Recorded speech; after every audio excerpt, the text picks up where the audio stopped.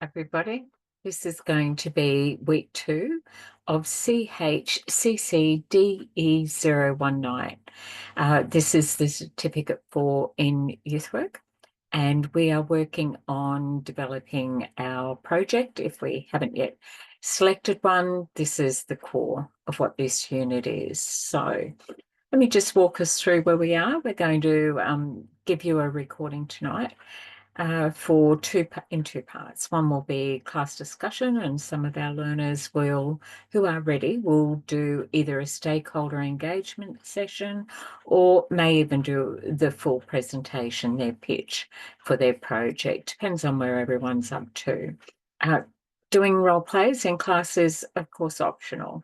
So you don't need to, but it's there for you if you would like. Sometimes we'll have learners who might struggle a little with getting others to play roles. In this one, you definitely do. In your stakeholder engagement, you must have 3 people plus yourself as a minimum. You can have a larger group if you want, but you need to be having people sitting in that session as your key stakeholders, and you're forming your program and how you're going to get input from others. So let's just do our acknowledgement to country. So at Hayter Institute, we acknowledge the traditional owners of the land where we work, study and live, and pay our respects to elders past, present and the future. We celebrate the stories, culture and traditions of Aboriginal and Torres Strait Islander elders of all communities who also work and live on this land. I come to you from Tarrabalang Bundaland in Queensland. So in week 1, we covered what was the community development framework. We went over what does community mean to us. Class is a community of sorts. Different programs that we might have been involved in or have attended, and what we enjoyed about that, the connection that we made while we were in that space. We covered what we're going to be doing with our assessments. So you have an assessment that you must do a research project. You need to analyse the needs of the community and priorities. An unmet need and a gap is the way we would go, or find a program that you think if you add something to it, you will strengthen that. So that could be a gap, but it could be an unmet need. So depending on the topic that you choose. We covered that in week 1. We discussed that. I've given you a pre-recording about the full unit. And this is a recording from our class, a bit of a summary around the week we did last week and where we're headed into tonight. And some of our learners, of course, are ready. So just making sure that you have a good understanding of where we are and where we need to be in week 2. And of course, week 3 will be our final one. So at this stage, you will have chosen a project, or you'll know which ones you don't want to do. So if you're struggling with where will I go with this, consider 2 things. I'd like you to consider something that you have an interest in or some knowledge, or something that you would like to find out more about. Select like that. So depending on you and what it is that you would like to do in this part of your assessment, consider any of those topics there and choose one, and you might unpack one of those and go a little more specific. So if it's housing and homelessness, you might look at people who are homeless but have pets and can't get into a property because of that. That might be one. Okay, so that's just an example for you. Part B is you'll be observed participating in a role play to industry standards, and you're going to have a stakeholder meeting. So tonight, if anyone's ready, we're going to be doing a presentation, and peers in class will be the stakeholders. So take on that role. They'll ask some intentional questions, and if someone's ready to do their actual pitch, I will sit in that space as their supervisor for them. So task B, though, is for you to have a meeting with stakeholders and record that. And of course, your instructions are there, and I've done a full pre-recording. But for tonight, I just want to do a summary of where we are, where we're up to, and where we need to be by the time we join each other in our final week next week. So part C is you do your presentation, and you do that to a professional level. It's an industry standard. You have to advocate for that community group that you've chosen and you're representing, and you present your presentation to gain funding from that. And you're going to be doing that to your supervisor. And your supervisor is going to either be very impressed and say, here's $5,000. But you may have already needed to explore hypothetically some additional funding as well. You'll mention that in your research report. And we are going to just cover a little bit around how do we choose our project, and when we have, what do we do with it? We identify, is it needs or is there a gap? So an unmet need and a gap. Or is it asset-based where we're building on what's already in the community? Or is it rights space where we're advocating for someone who doesn't have a voice of their own? There's a lot of different ways to do projects and programs. It can be outdoors, indoor, one-off, a lunchtime, a presentation. It could be out in the wider community. It could be an event that's run annually. It's entirely up to you. In part 2, I'll give you a couple of examples of things that maybe the sector experience that I have, and I can bring that into the class. But then we really want to get that from everyone that's sitting in the class tonight, and anyone, of course, that's ready. That you'll have your planning process, you'll identify your project, and then who would you have as your stakeholders? So you need a minimum of 3 for this assessment to be valid, and all 3 must be in the same space at the same time, plus you, who's doing that presentation and asking some questions, and out of that would be an action plan. So it depends on where you're up to in your project and where the stakeholder meeting goes. You may need to hold more than one, but for the purpose of this, we don't mind where you're up to in that stakeholder collaborative meeting. I'm just more interested in, do you know how to engage people, get them interested in your project, and take on board any feedback that they might give us. There'll be merit in everything that someone says. We're going to talk a little bit more tonight in our discussion part, our second recording, around what tasks, how often you're going to do that, what else do you need, how do we know we've got that right, what's the risk management around that, how do we get that information out there and reach people, and then what are our goals and objectives, and how are we going to know if we actually hit that mark as well. So think of a goal setting model, and when we go into our part 2, one of our learners might actually bring that forward in their presentation. How we're going to share our information. Do you have a formal or an informal partnership? How you do the consultative process. Who are you going to have sitting at the table that you do your presentation with? Might be someone from council, might be different organisations. You need to identify the people that you've got, unless, of course, you're doing that live in class.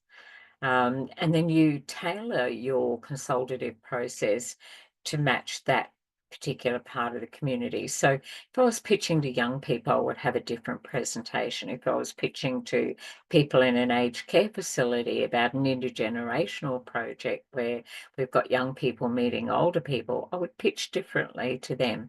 Consider who your audience is going to be. Take that feedback on board. So in week 2, where we're up to is around that, it's making sure that we've got a good understanding around what are some of the differences in the social pitching. Is it going to be sustainable, or is this a one-off? Are we thinking ahead? How can we keep that going as well? And making sure that you look at what are those needs around sustainability. Is it high profile or low profile? High profile being the demand is great in the community or it's in the media, but how will we do that might be a softer, more invisible project, because what we don't want to do is target or label a particular group and say, oh, we're running a program for you, and then we stigmatize them or we throw a label over them, when oftentimes people already have that judgment happening at them. So if it's high profile, that's usually because the media said it is, or the government of the day, or we've just come through a whole country election. People are influencing this. This is what social context is. Low profile might be, truancy from school, but for us as youth workers, it can be high profile. Disengaged young people from school are overrepresented in the prison system. So we have a different lens, but our community may have their own. We have to consider, yes, I've got my project now. How am I going to pitch that so that the community and the audience that I need to get on board with this to back me and support me, fund me, how can I make sure that they hear that in a way that they're not uncomfortable about that? So sometimes a stakeholder meeting can get a bit heated. We don't want to put our money behind this, or this is already being done, or we're already doing this. You're in competition with us. So a lot of things can happen in those stakeholder meetings, and that's okay. We just want to know that if it does, and you've got someone doing that, then we want to watch you in your role play. How do you manage that? How do you tell them that you value what they're saying, and that you really want to hear that as well, that you validate that. We're going to look at what's the economic, and that'll be around your budget and that as well. Will it save money? Will it reduce crime? Will it reduce occasions of admission into hospital? Will it get young people to school, completing education and improving their financial well-being? There's lots of different goals. You need to know what it is that you're looking at to be able to build and sustain a community.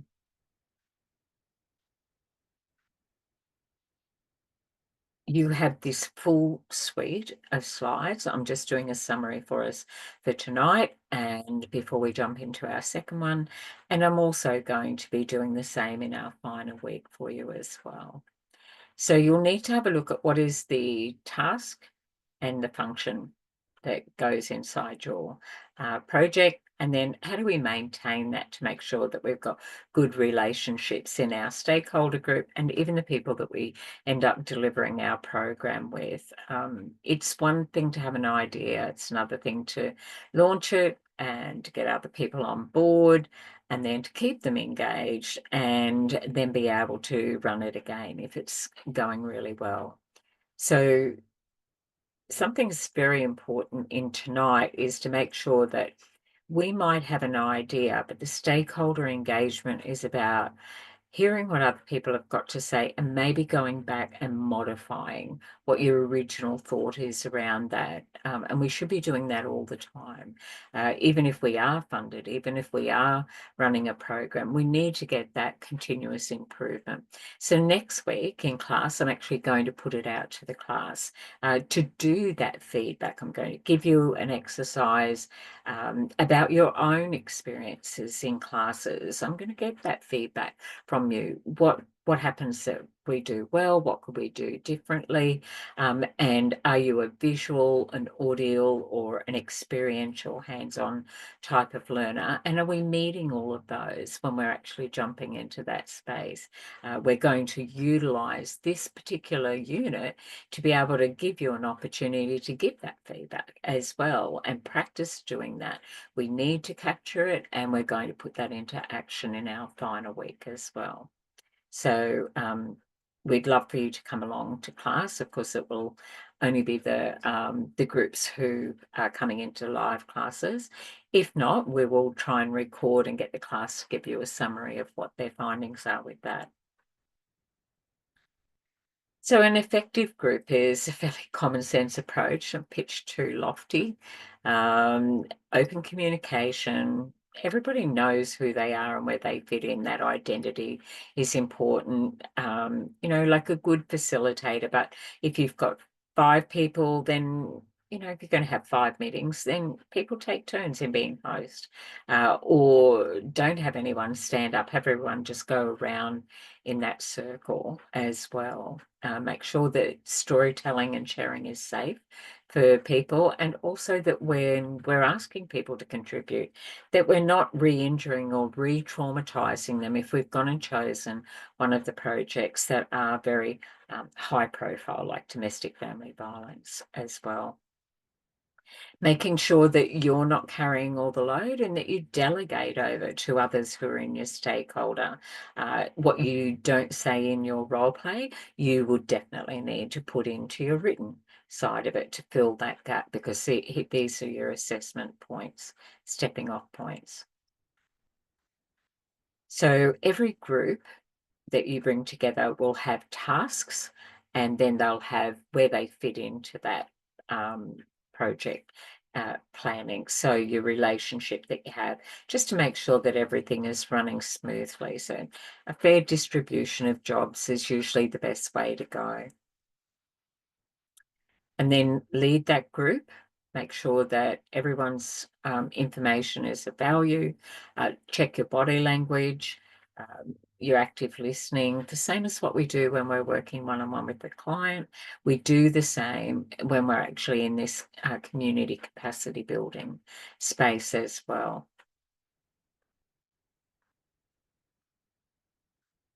If you do have conflict, then you need to manage it. Make sure that everybody feels that they've got a right to be there and have a voice. We need to prevent or avoid any actual real conflict, but we can have differing of opinions. So your facilitation skills there are very important. So it can be difficult to resolve if people are wanting to like one up them, or a gotcha moment, or someone feels like they've got to win. Try and come from that think win-win, so that everybody gets out of this what they want. But you can have a meeting after a meeting. I notice like everyone will sort of leave, and then they'll chat, maybe not necessarily in that session. That's all fine, as long as you've got people turning up for your meetings and you feel like you're progressing and you're on task as well. Why are we here? We've only got this amount of time. This is where we were last week. We agreed on what the plan of action was. I just want to know who had availability. And I want to hear some of that in your spoken role play as well. Just get some of that feedback. Put those questions out there. Give people something to have a think about that might interest them, or that perhaps they haven't even thought about yet. Make sure you back that up with data and facts, not just here's a great idea that I have. So we'll be moving into week 3, where I'll be finishing off this content. And like I said, you already have the full recording. So I'm Vicky Hanna. I'm your trainer for Certificate 4 in Youth Work. And this is the end of the part 1. We're going to jump straight into another live class and record that for everybody, for some presentations if people are ready, and some discussion around that, and strength-based as well. Stay tuned for part 2.